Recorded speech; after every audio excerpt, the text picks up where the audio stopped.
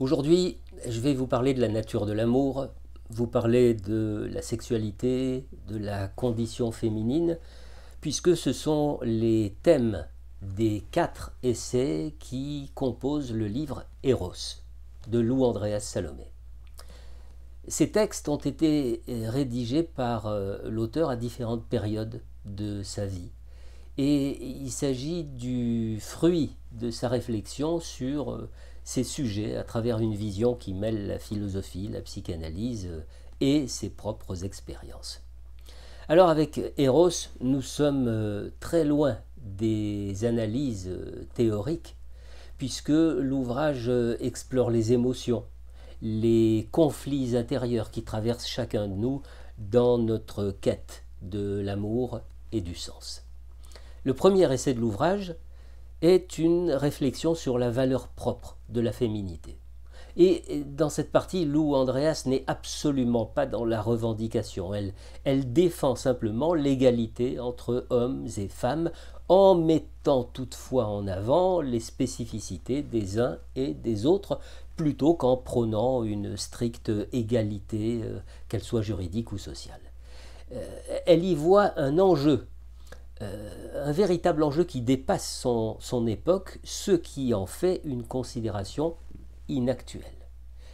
Le second essai explore la complexité de l'amour entre les sexes, et là encore, non pas de façon théorique, mais en mettant en évidence sa nature fondamentalement tragique. L'auteur analyse de quelle façon l'amour romantique est souvent fondé sur des illusions, des attentes irréalistes qui mènent inévitablement à la déception. Et puis, elle met en avant la tension entre l'égoïsme et l'altruisme dans les relations amoureuses. Dans la suite logique de ce thème, le troisième essai est consacré à l'érotisme. Et il aborde les rapports sexuels sous un double aspect.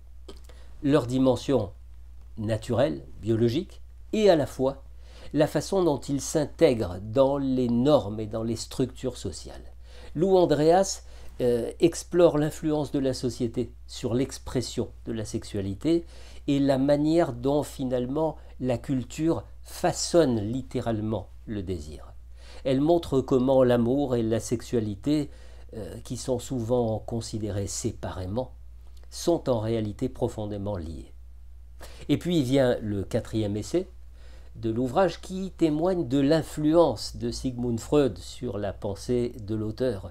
On sait que Lou Andreas a entretenu une relation intellectuelle très étroite avec le père de la psychanalyse, et dans ce dernier texte, elle mène une réflexion sur les bases psychanalytiques de la sexualité humaine, tout en défendant âprement la psychanalyse contre ses détracteurs du moment. Elle y expose sa propre vision de la sexualité humaine et elle met en évidence un certain nombre de divergences avec Freud, qu'il s'agisse de l'interprétation des pulsions ou encore du rôle de l'inconscient. À lire ou à relire, Eros de Lou Andreas Salomé.